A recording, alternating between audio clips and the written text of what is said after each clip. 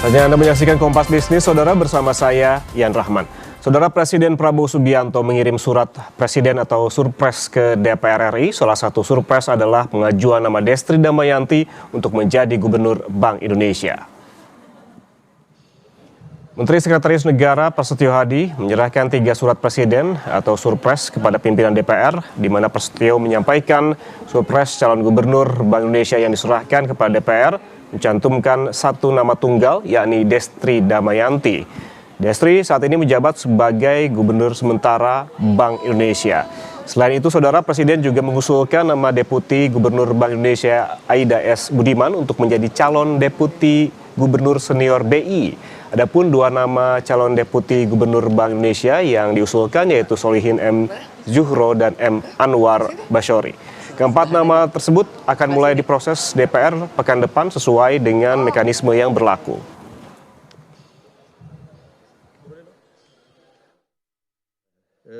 Meskipun untuk kewenangan DPR, karena ditanya wartawan juga kan, teman-teman media pasti juga menunggu ya. Jadi namanya tunggal ya, 1 nama yaitu atas nama Ibu Destri Damayanti yang sekarang beliau menjabat sebagai pejabat gubernur sementara.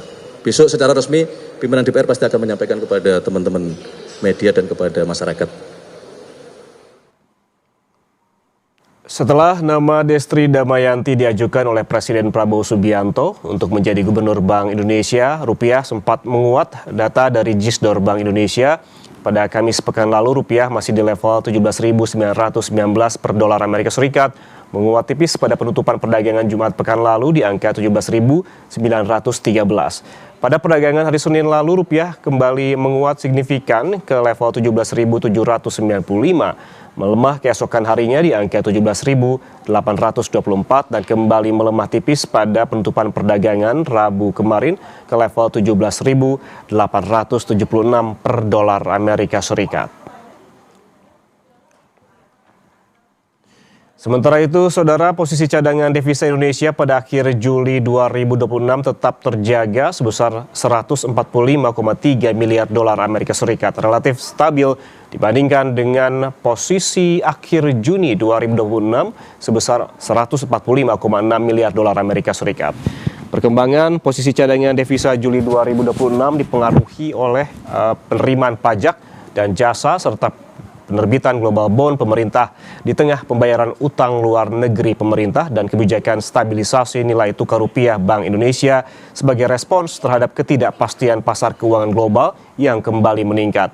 Posisi cadangan devisa pada akhir Juli 2026 setara dengan pembiayaan 5,5 bulan impor atau 5,3 bulan impor dan pembayaran utang luar negeri pemerintah, serta berada di atas standar kecukupan internasional sekitar 3 bulan impor.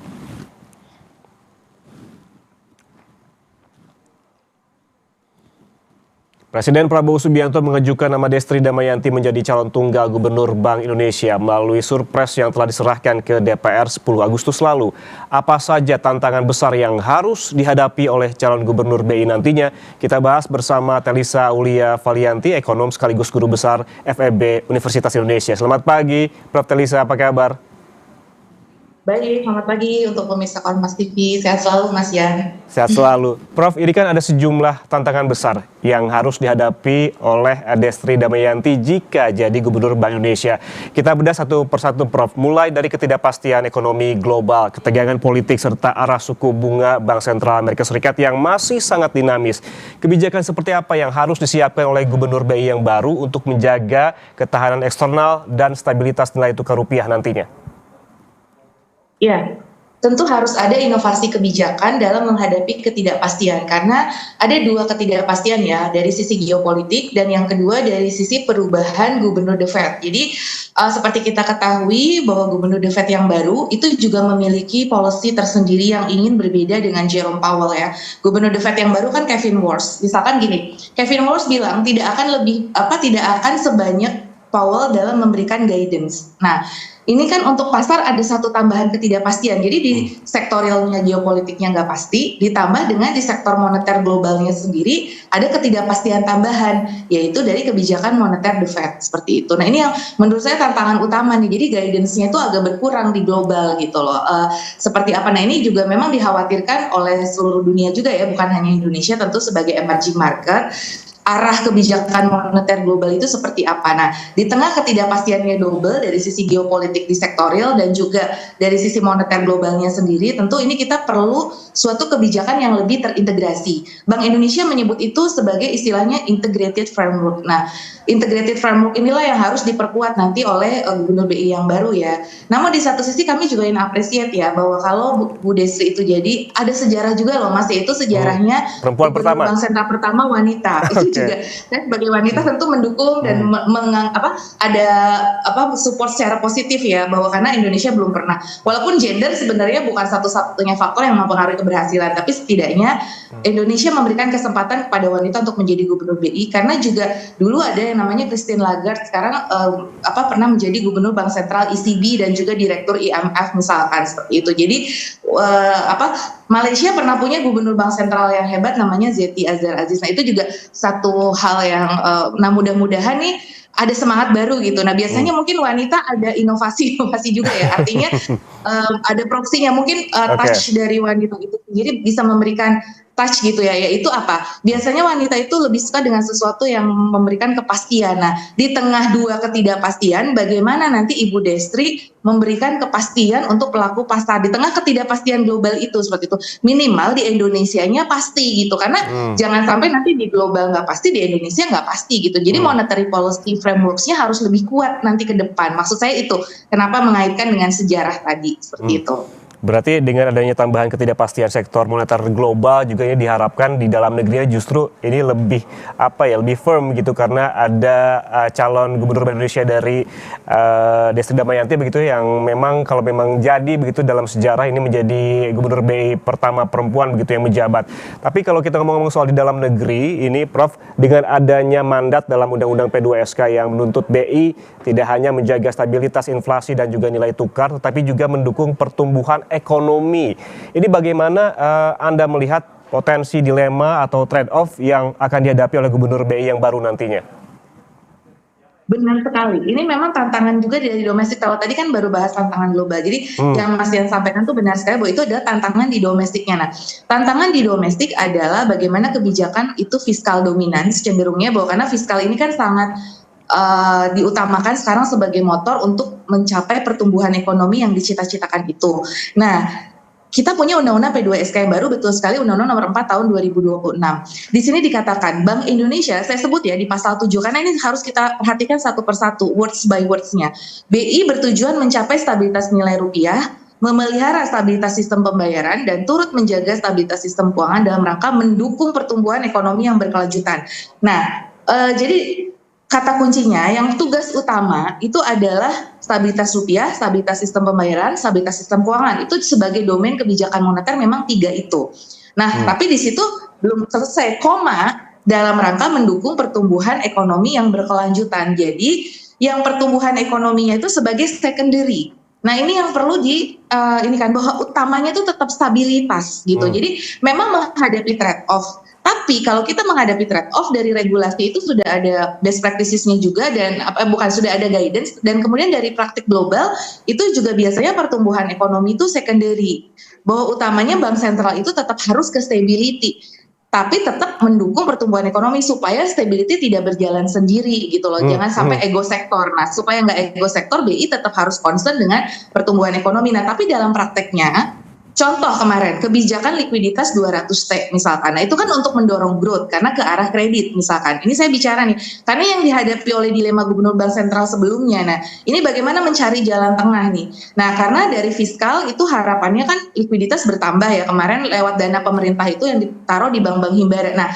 tapi misalkan BI punya tanggung jawab menjaga rupiah. Nah, rupiah itu kalau rupiah nilai tukar itu kalau uang beredar terlalu banyak, itu rupiah bisa melemah. Nah, BI kan menjaga rupiah nih tugas utamanya. Kalau misalkan di satu sisi harus mendorong sektor real untuk supaya growth-nya tinggi lewat likuiditas. Jadi gini, BI akan menghadapi dilema harus kontraksi moneter untuk menjaga kurs misalkan. Tetapi di satu sisi ketika untuk menjaga growth harus menambah jumlah uang beredar. Nah, disitulah bagaimana mencari jalan tengah inovasi yang tadi saya bilang mungkin harapan kami ya Gubernur BI yang wanita pertama ini bersejarah juga bisa mencari inovasi tadi gimana menghadapi dilema itu, karena kemarin yang dihadapi oleh Gubernur BI sebelumnya mungkin juga itu yang itu ada dilema seperti itu, memang itu dihadapi gitu. Oke, Nah, itu memang tidak mudah. Nah, bagaimana mencari jalan tengah nih keduanya, rupiah tetap stabil tapi target pertumbuhan ekonomi bahwa likuiditas itu tercapai itu juga harus tetap terjaga. Jadi problemnya tuh di mana? Apa memang kekurangan likuiditas atau di salurannya? Kalau saya melihat sebetulnya bukan di likuiditasnya saja persi, tapi di salurannya itu loh. Likuiditas diguyurkan, nggak ada salurannya malah jadi berbahaya untuk stabilitas, yaitu meningkatkan probability untuk spekulatif gitu, karena uangnya jadi bukannya dimanfaatkan untuk kredit di sektoril tapi malah untuk beli obligasi, kan itu nggak bagus seperti itu karena menumpuk di obligasi. Nah itu jadi memang gimana nanti Gubernur Bank Sentral baru tuh menjawab tantangan ini, karena memang mandatnya seperti itu, ada dilema dalam mandat itu, walaupun pertumbuhan ekonomi itu secondary, tetap nomor satunya tuh stability gitu. Kalau kita melihat tupoksi selama ini begitu sebelumnya dari Bank Indonesia adalah stabilitas begitu ya Prof. Apakah sebetulnya memang memungkinkan antara stabilitas dengan growth ataupun pertumbuhan ini berjalan beriringan begitu dan dibebankan ke satu lembaga Bank Indonesia? Nah itu dia, harus sinergi antar lembaga. Jadi untuk pertumbuhannya seharusnya BI tidak terlalu dibebankan gitu, karena dia sebagai tambahan. Dan juga selain pertumbuhan tadi pasal 1 ayat 2-nya itu kepada lapangan kerja ya. Jadi pertumbuhan ekonomi itu memberikan lingkungan yang kondusif bagi lapangan kerja. Nah, tapi jangan sampai lapangan kerja ini jadi dibebanin ke BI utama. Nah, terus kan kementerian-kementerian lain yang justru tuh sebagai PIC utama untuk menciptakan pertumbuhan ekonomi dan lapangan kerja nggak ditagih gitu. Nah, ini ya jangan sampai terjadi seperti itu. Itu bagus BI ditambah mandat ini. Tetapi bukan berarti yang lain yang harusnya utamanya, karena BI ini kan hanya membantu supporting aja gitu loh. Jadi KL-KL lain itu harus bersinergi dengan BI untuk mencapai ke pertumbuhan ekonomi dan lapangan kerja. Siapa yang bertanggung jawab di lapangan kerja? Misalkan Kementerian Perindustrian karena menciptakan industri yang menyerap tenaga kerja, Kementerian Tenaga Kerja udah pasti karena itu kan tupoksi utama. Nah jangan sampai gara-gara ada ini yang tugas utamanya malah nggak dimintakan pertanggungjawabannya seperti itu. Jadi ini makanya bagaimana BI nanti lebih banyak sinergi.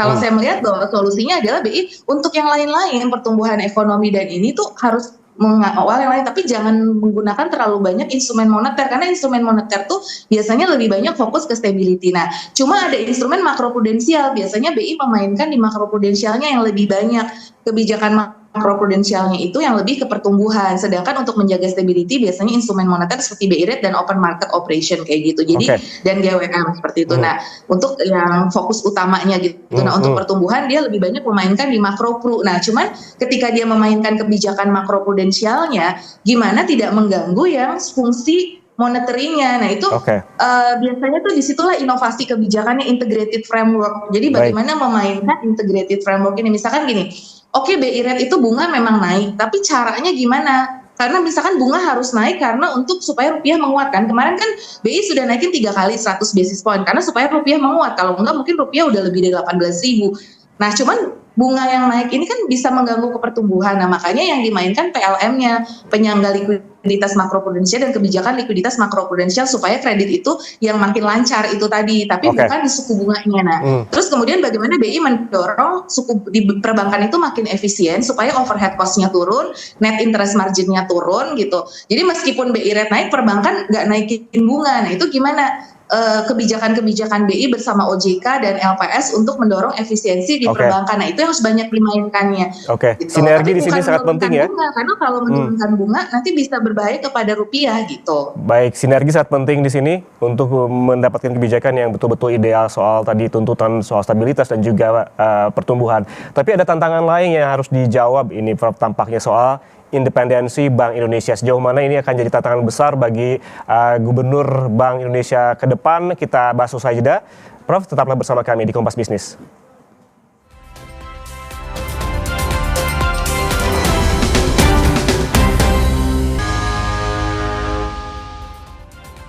Apalagi tantangan yang harus dihadapi oleh calon gubernur Bank Indonesia, kita kembali bahas bersama Telisa Aulia Valianti, ekonom sekaligus guru besar FEB Universitas Indonesia. Prof. Telisa, ini sejauh mana sih independensi Bank Indonesia akan jadi tantangan besar bagi gubernur BI yang baru nantinya?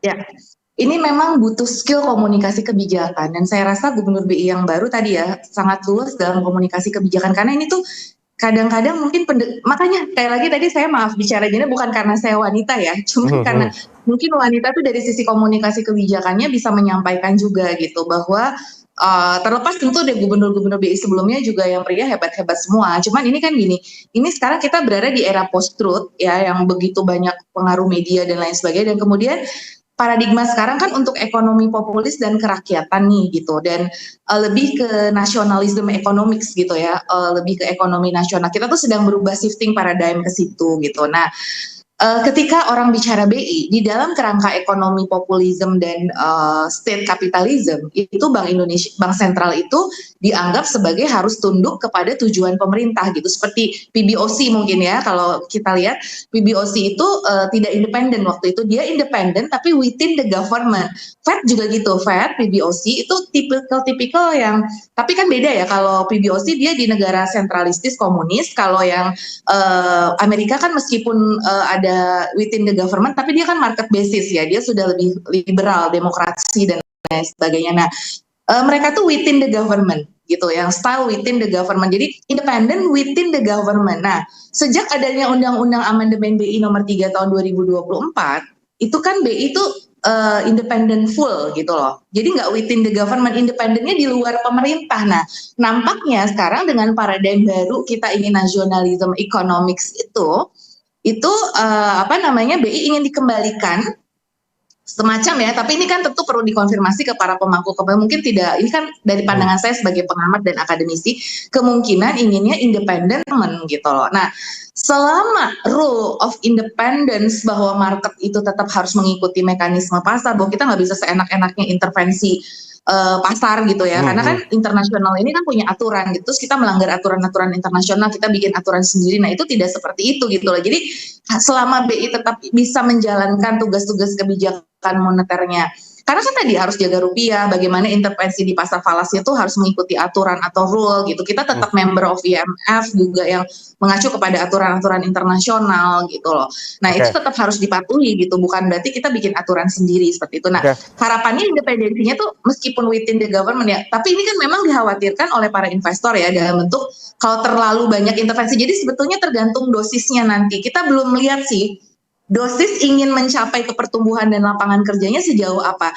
Jangan sampai ada, kan dulu pernah ada cerita BLBI, KLBI ya, bahwa dana itu digelontorkan secara berlebihan dan tidak memenuhi prinsip prudensial, kan akhirnya menciptakan krisis kan.